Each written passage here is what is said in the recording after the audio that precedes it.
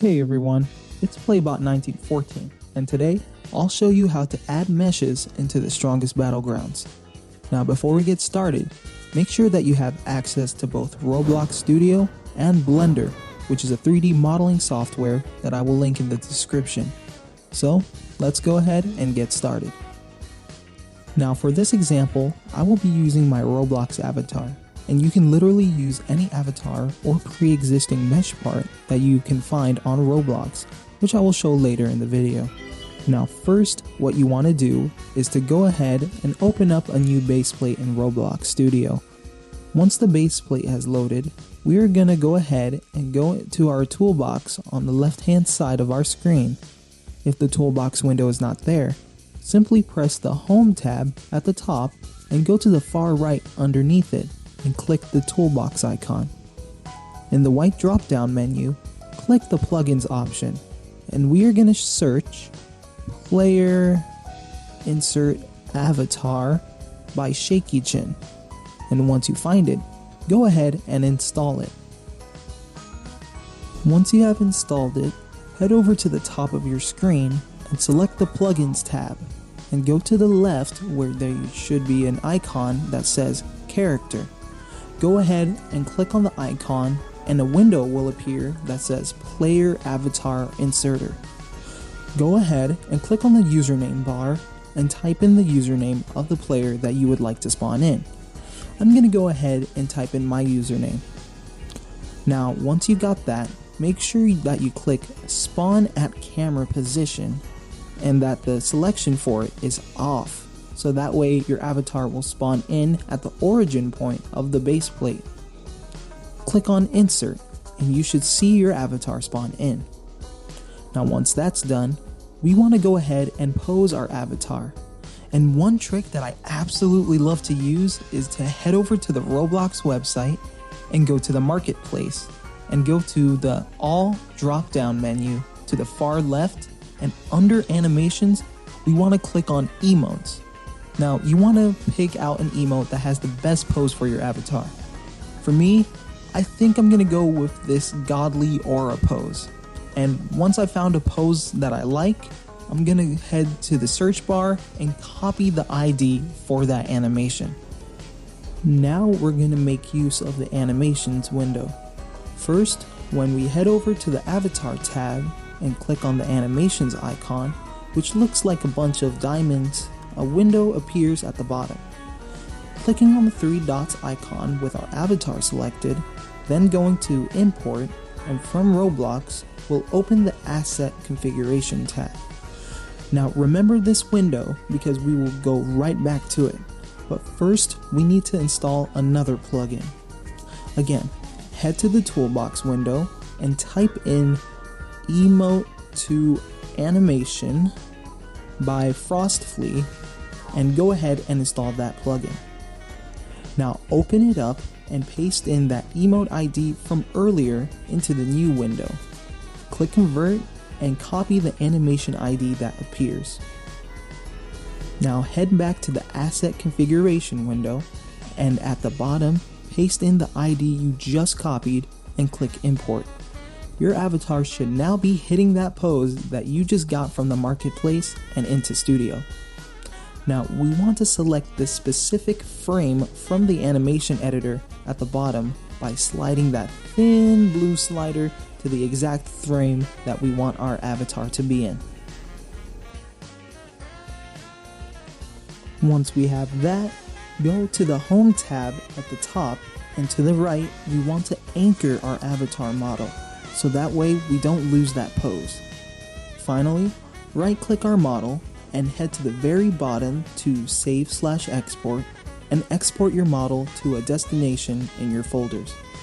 You should now have multiple files including an OBJ file, a MTL file, and some PNGs. Now for our next big step. You want to go ahead and boot up Blender. Usually you will start with a fresh new file. First, select the square in front of you and press X to delete it. Now head to the top left of your screen and under the file selection, head down to Import and select the Wavefront option. and find the OBJ file you exported out earlier. Import it to Blender and your avatar model should pop up. Now, in some cases, if you did insert your avatar from the camera position and not to the origin point, it might be off to the far right or left of your screen. To fix that, simply click on your avatar model in Blender, right-click it and go down to Set Origin and click Origin to Center of Mass Surface, and use the Move and Rotate tools on your left side to bring the model towards the origin of the screen. Now at the top right, you want to click the third sphere icon or the viewpoint shading material preview. This should load up the textures for your avatar. If not, and it appears a bright pink, that means you are missing some MTL or PNG files. Click on the first sphere option to head back. Now what we need to make sure of is that our model has no more than 10,000 triangles. If it does, then Roblox won't allow us to upload our model. Make sure to press the Window tab at the top left and click Show Status Bar, which should pop up a small bar at the bottom right with info about our model. The area that says Tries is how many triangles our model has in total. If it is under 10,000, skip ahead to this part.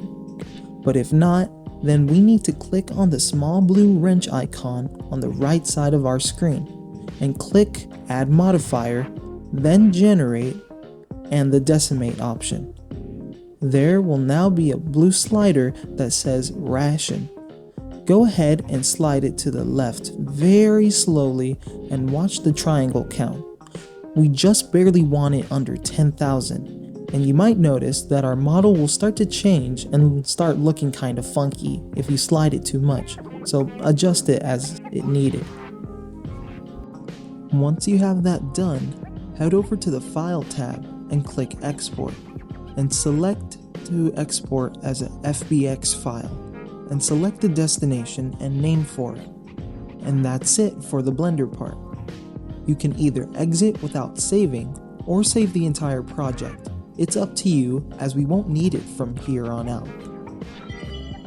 Head back to Roblox Studio, and we are gonna want to spawn in a mesh part. To do this, simply right-click on the base plate and select Insert Object, and search for a mesh part. Spawn it in, and make sure you already have it selected, and head on over to the Properties window at the bottom right of Studio. Scroll down until you see an option for Mesh ID and a small folder icon to the right of it. Click on that icon and select the FBX file that we exported from Blender. Roblox will now ask you if you would like to resize and locate the meshes for you. Simply click Yes to both options. If Roblox says that your model has more than 10,000 triangles, then head back to Blender to decimate more of the model. Give your mesh a few seconds to load in, and you should now see your model with a scrambled texture on it. As of now, I personally don't know how to arrange the character textures onto the mesh properly, since the textures come in multiple parts instead of just one texture most of the time. So if anyone knows, I'll gladly pin your comment down below if you have the answer. But as for now, I will show you how to import other textures and decals onto your brand new mesh, and there are two ways of doing this. First is by going back to the Toolbox window, and in that white drop-down menu, we want to select Decals this time, and find a decal that you would like to put onto the mesh. For this example, I will use a black marble texture on my mesh. By spawning in a selected part and by clicking the texture will be transferred to that part.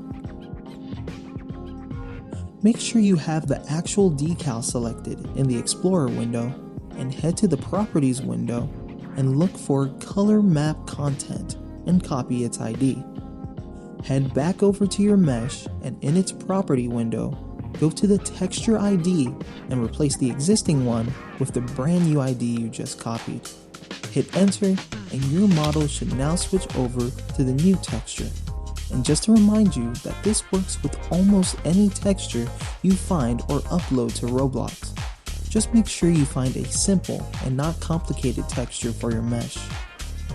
The second way is to head on over to the Roblox Create tab, and under Store and Decals, you can search up any decal and copy its asset ID and paste it into the texture ID as well. Hop into your TSB private server and go into builder mode and place down a block.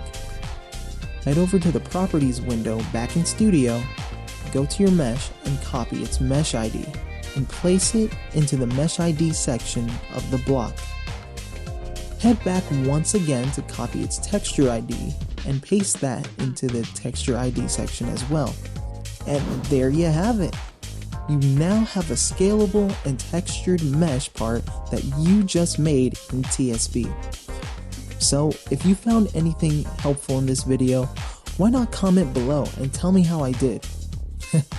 Anyways, I'm headed out. It's getting late. See ya!